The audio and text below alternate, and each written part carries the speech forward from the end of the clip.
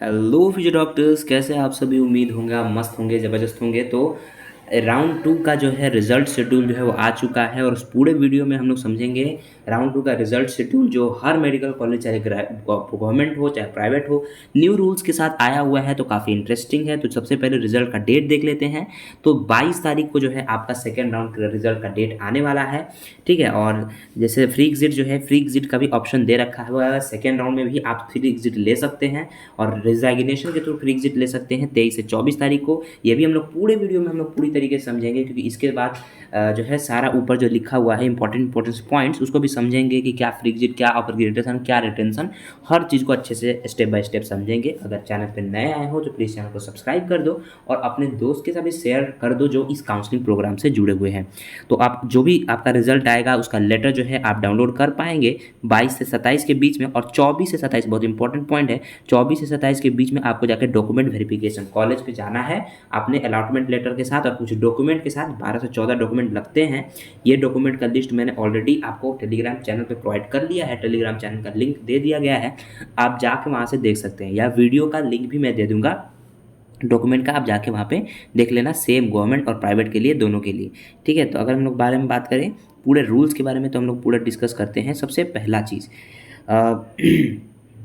Round to में जो भी आपको सीट मिलेगा, उस अगर मान लो आपका सिलेक्शन हो गया तो आपको दो ऑप्शन मिलेगा, या तो फिर रिटेन्ड का ऑप्शन मिलेगा या अपग्रेडेशन का ऑप्शन मिलेगा।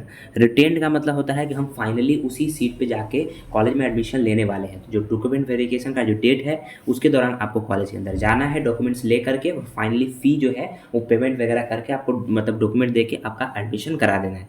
पहले एडमिशन कराएंगे, रोल नंबर पहले आता है तो पहले एडमिशन करा लेना है। ठीक है। कॉलेज में रोल नंबर पहले आता है, जितना पहले आप एडमिशन कराएंगे ना उतना ज़्यादा रोल नंबर पहले आएगा।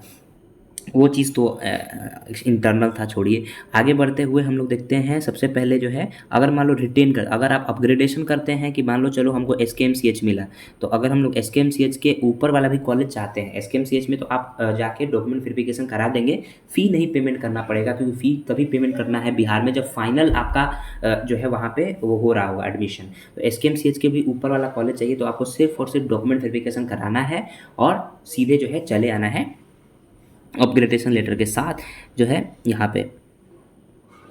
मतलब अभी आपका सिर्फ डॉक्यूमेंट चेक होगा। ठीक है। बस आपको ये माना जाएगा कि आप डॉक्यूमेंट वेरिफिकेशन में आए थे और कोई फोरफिट राशि वगैरह नहीं होगा। लेकिन अगर मान लो राउंड टू में कोई सीट आपको आवंटित होता है और आप उस पर्टिकुलर संस्थान पे या इंस्टीट्यूशन पे नहीं जाते हो डॉक्यूमेंट वेरिफिकेशन कराने, तो आपको आपका जो सिक्योरिटी मनी है वो फोरफिट कर लिया जाएगा। आप कुछ करते ही हो ना, राउंड टू में रिजल्ट आया, छोड़ दिए, आपने कुछ किया ही नहीं, तो आपके सिक्योरिटी मनी को फोरफिट कर लिया जाएगा।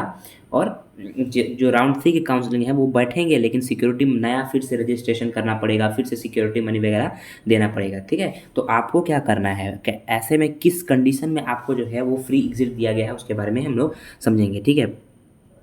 ठीक, आगे हम लोग पढ़ते हैं किस तरीके से। हाँ देखो, वैसे अभ्यर्थी जिनका राउंड टू या ऑल इंडिया के राउंड टू द्वारा सीट अलॉटमेंट हुआ है। ठीक है। ऑल इंडिया राउंड टू में आपको सीट मिल गया, आपने सीट ब्लॉक कर दिया, मतलब क्या, यूजी में के राउंड वन राउंड टू की काउंसलिंग के थ्रू भी आपको सीट अलॉट हो गया, और या फिर राउंड वन काउंसलिंग के ऑलरेडी, मतलब यूजी में के round one counselling already seat मिला हुआ था, राउंड टू में भी आपको रिटेन सीट या अपग्रेडेड सीट कोई सीट मिल गया और आपको ऑल इंडिया में भी सीट मिल गया। तो ऐसे कंडीशन में अगर आप चाहते हैं कि बिहार की जो सीट है उसको रिज़ाइन देना, तो 23 से 24 तारीख तक आप इंस्टीट्यूट पे जाएंगे और वहाँ पे जाके पोर्टल पे जाके उनके इंस्टीट्यूशन पे रेजिग्नेशन देंगे इस पर्टिकुलर टाइम तक। ठीक है। नज़र लिखा होगा कि संस्थान में जाकर पोर्टल पर किया गया रेजिग्नेशन ही स्वीकार होगा, तो आपको संस्थान में इंस्टीट्यूशन में जाना पड़ेगा। ठीक है। अब देखो, सबसे पहले अगर हम बात करें, आगे बढ़ते हुए हम लोग आगे का रूल्स देखते हैं। सबसे पहले जो है यहाँ पे देख रखा है सबसे पहले ये बोल रखा है कि वैसे अभ्यर्थी जिन्होंने राउंड वन में काउंसलिंग कराया, डॉक्यूमेंट अपर ग्रेडेशन में डाल दिया, ठीक है, फ्री एग्जिट नहीं लिया, ठीक है, सेकेंड राउंड में भी उनका सीट आया, सेकेंड राउंड में जो है राउंड टू आया, राउंड टू में उन्होंने फ्री एग्जिट नहीं किया, मतलब जो डेट दिया गया है 23 से 24 के बीच में, उन लोगों ने यहाँ पे फ्री एग्जिट नहीं लिया, तो उसके जब 23 से 24 के बीच में अगर फ्री एग्जिट नहीं ले रहे हो तो इसका मतलब ये तो है कि आप तुमको डॉक्यूमेंट वेरिफिकेशन का टाइम के दौरान डॉक्यूमेंट वेरिफिकेशन कराना पड़ेगा, क्योंकि अगर नहीं कराओगे तो सिक्योरिटी मनी फॉरफिट हो जाएगा और थर्ड राउंड में तुमको फिर से पार्टिसिपेट करने के लिए फिर से सिक्योरिटी मनी और काउंसलिंग फ़ी देना पड़ेगा। ठीक है, तो इसमें ये बोला है कि अगर तुम राउंड 2 में डॉक्यूमेंट वेरिफिकेशन कराते हो और फाइनल लेते हो, जैसे फाइनल सीट रिटेन करते हो और फाइनल एडमिशन लेते हो, तो तुम राउंड 3 के काउंसलिंग से ऑलरेडी बाहर हो जाओगे, क्योंकि तुमको जो कॉलेज डिजायर्ड कॉलेज था वो मिल चुका है और तुम राउंड 2 के काउंसलिंग में पार्टिसिपेट, इसीलिए यहाँ पे बोला है कि वो राउंड 3 के काउंसलिंग से जो है वो बाहर हो जाएंगे। रूल्स दे रखे हैं रेजिग्नेशन के दौरान आपको क्या करना है क्या नहीं करना है। इस पूरे वीडियो में मैंने अच्छे से एक्सप्लेन किया है। अगर कोई भी डाउट हो तो कमेंट सेक्शन में प्लीज़ पूछिएगा। Thanks for watching my channel.